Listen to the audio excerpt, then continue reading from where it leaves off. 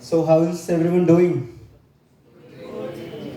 I know it's difficult to concentrate right after lunch, but I will try to, Especially after Gulab Jamun. especially after Gulab Jam, I will try not to make this a snooze fest. So, a little bit about me. I am Subin. I am currently working as an information developer at Acquera. So, today we are going to explore a topic that's newly rising up. So, the topic in discussion today is DocSes test. So, to set the context, I'll first share what DocSes test is and okay. Perfect. I will first explain what DocSys test is. I will highlight a few benefits of DocSys test. I will explain the tools to implement DocSys test, and I will dive deep into one of the tools. But first, wait a minute. What is DocSys test? So you might have heard of the term DocSys code, where we take inspiration from tools that developers use and incorporate them into documentation. So DocSys test takes a similar approach, wherein it takes a page out of the QA playbook and implements it into documentation. So it's essentially a strategy to keep documentation in sync with the product. So whenever a UI changes in the product, we might not always be notified when the change happens, and at the end of the day, what happens is we will have documented everything with procedures, steps, and all the detailed technical document will be there, but the entire UI might have changed by then. And by the time we come to notice it and make reactive changes, it might be a bit too late, and we might end up in customer escalations and scenarios like that. To avoid those scenarios, we are implementing this DocSys test strategy. So I will first discuss some features and benefits of DocSys test. So what it does is it's a tool to validate the UI and UX. So you can use this tool to check how the UI is, the current production version of your product is there, and you can compare it with the docs you have already documented. So UI UX validation is a key use case of DocSys test, and when we validate the UI and UX, we will identify gaps inevitably. So based on the gaps we identify, we can then make proactive docs updates as opposed to reactive docs updates, and which in turn creates a streamlined process that helps us maintain the docs better, and the maintenance process is also going to get easier with it, and as a result we will get happy customers and happy tech writers.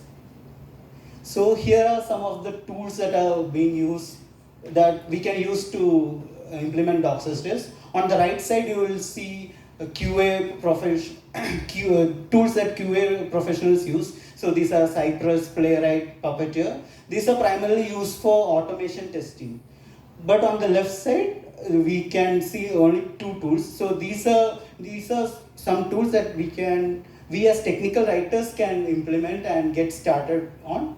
So I will be explaining about Doc Detective, but Azure Innovation Engine is another tool that you can check out for implementing DocSys tests. So what is Doc Detective? So Doc Detective is a tool that you can use to implement DocSys test strategy. So the key features of Doc Detective are UI validation, API validation, and it even generates screenshots and videos automatically for you. You can even configure Doc Detective in such a way that it automatically generates the test cases for you. So in terms of UI validation, what can you validate is, you can check the existence of page elements, you can check the headings and button strings. So for example, if you are documented to get started, click begin, and the UI person has changed it to click to start, it will identify that the string has changed, and it will highlight that in the report. So another problem that Doc Detective can solve for you is links. So whenever we document, we add a UI link to the to an internal or external link to the additional resource. So whenever there are broken links, Doc Detective is also used to detect those broken links, and you can then manually update the links. So in terms of API, you can validate the API endpoints, you can validate the functionalities of the APIs, and you can even check if you are getting the right response that you had first documented. So coming to screenshots, this is an interesting feature of Doc Detective, wherein you can create a procedure. Say, for instance, you have documented a procedure to, what do you say, you have documented a procedure to generate a PDF. So in case the UI changes, you will initially have a screenshot documenting all those steps, but with Doc Detective you can proactively automatically check the screenshots and compare the variation between existing and new screenshots. So what it does is it compares the pixel density, and whenever it detects a variation of whatever the parameter you have set, it throws an error, and you can then automatically overwrite the existing screenshots. So in a way, it helps to reduce the maintenance burden of images. So in terms of videos, you can capture videos as GIF, WebM, or MP4 files. You can also use Doc Detective to overwrite existing videos. So this is one aspect where you can you can fast forward or improve the adoption of Doc Detective.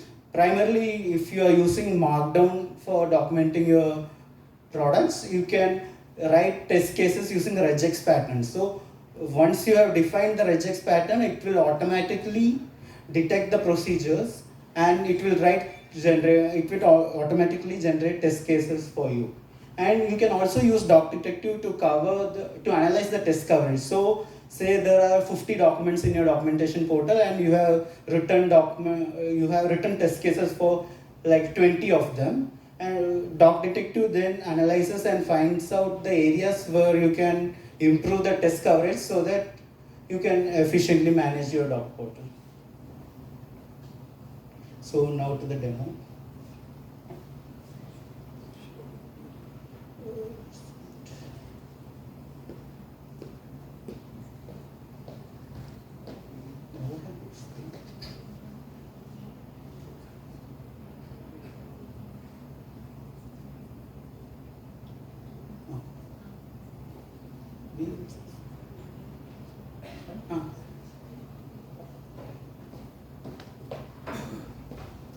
So first of all, I'm creating a new JSON file,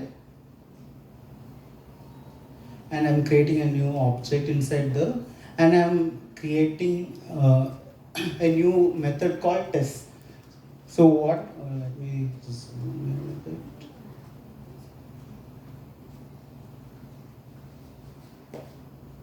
Is the video visible for everyone? That's okay. Okay.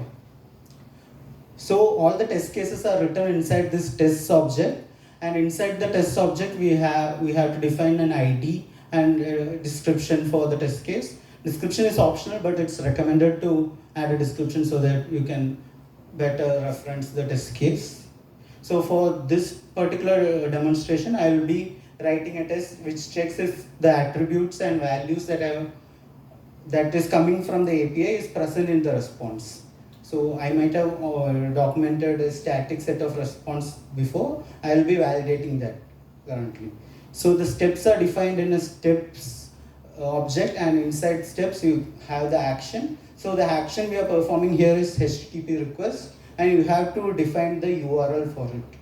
So for this demonstration, I have created a Swagger Hub page for my API reference. So I'm copying the URL from it, and I'm taking the endpoint of it.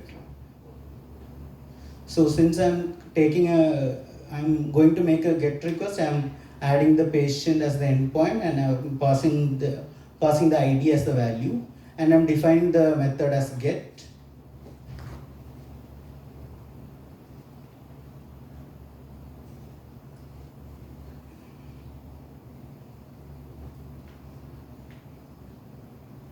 So here in the request headers section, we will be passing the API key or the basic or the validation, so that the test case gets the credentials to access the URL that you have defined in the test.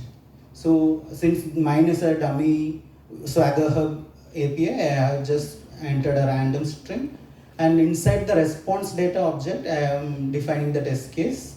So I will be validating if the attributes name and age are present in the response. So name is the key and Subin is the value.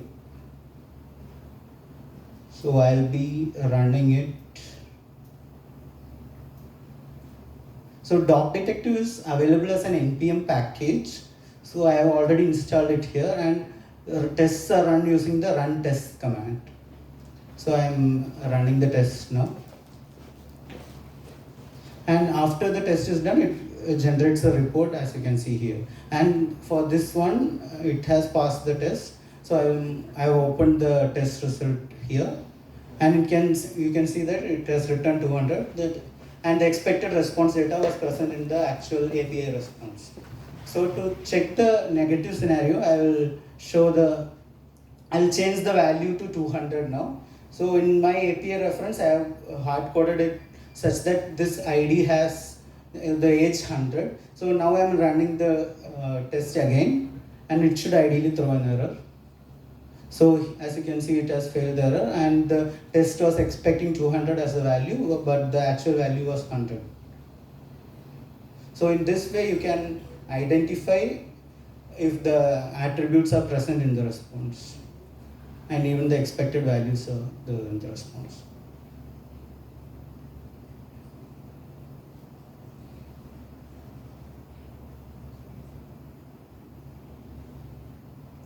And a quick side note, I have passed 200 as in quotes now. So when I pass an integer in quotes, it becomes a string. So in this version of Doc Detective, type checking is not enabled, but in the next version it is coming. So this is another feature wherein it can check if a particular attribute is present in the response. So I am defining it in response params, and I am specifying the parameter as insurance. So I have an attribute called insurance in my API response. I'm going to check if it's there. So I'm running the test.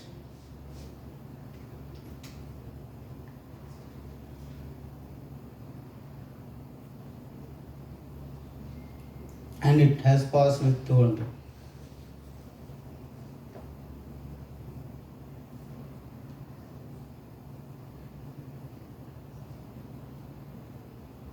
And just to show, I'll go to my API reference, and as you can see here, there is an attribute called insurance.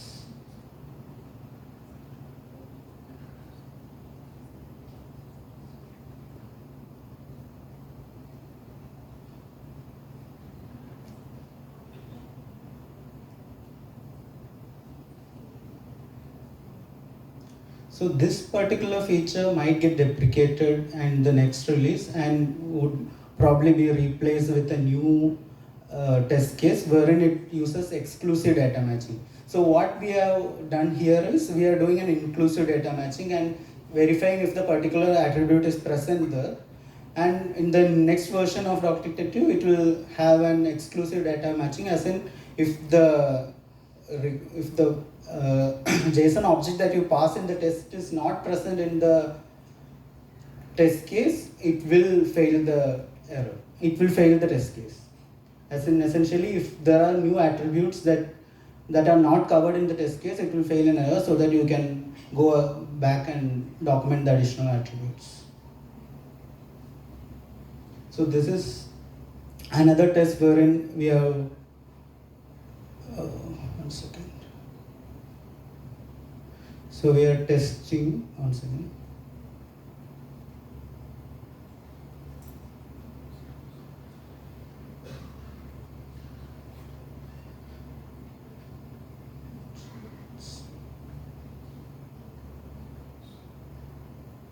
Yeah, this particular test case tests if the request data is present in the response. So whatever value you are passing in the request body should be present, and if it's present, it will pass the test. So now we are going to get into the UI validation side. So I will be writing a small script to validate the UI. So as in a small procedure to validate the UI. So this is primarily a markdown procedure to find my cat's Instagram account. So I'll forward the parts of procedure. And just like we have defined the test case, here we are defining the test case inline with the command inside the command of markdown. So whenever there is a new procedure step, we will be adding the test case right below it, which will also be useful during validation and maintenance phase. So what this test does is it goes to the URL and it waits for 5000 millisecond, and it will take a screenshot.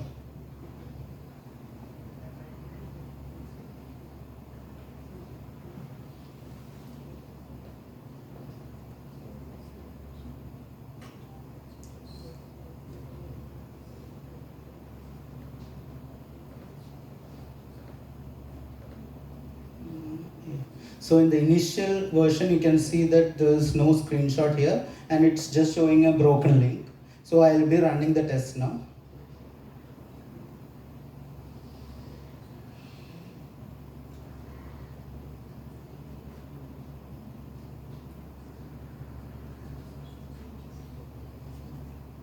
So after the test is run, Doc Detective automatically opens a new web browser instance, and it automatically captures the screenshot, and it saves in the same folder. You can even specify the folder to which the screenshot has to be saved.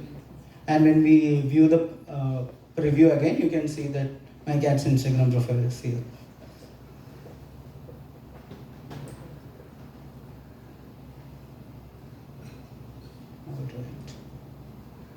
So the second test case, this one is a bit longer, so in the interest of time, I've just directly saved it here. What it does is it goes to google.com and it starts a demo recording, and it saves the recording as a GIF file, and it types in the keyword TechWriter's type, and it goes to the images section and it takes a screenshot. So here you can see that I have added a new component called selector. So selector is essentially a field that engineers and developers use to uniquely identify a field in the user interface. So the developers of Doc Detective have come up with a new Chrome extension wherein you can automatically identify the selector component whenever you hover over an image or link. So with the help of that extension, I have taken the selector element of all those steps, and I will be running it now.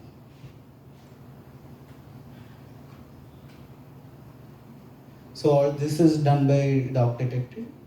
So it opens a new Chrome instance, it searches TechWriter's type, it went to the image tab, and it even clicked offline conference.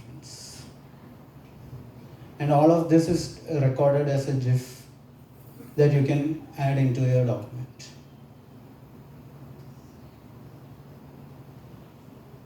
So it's playing this.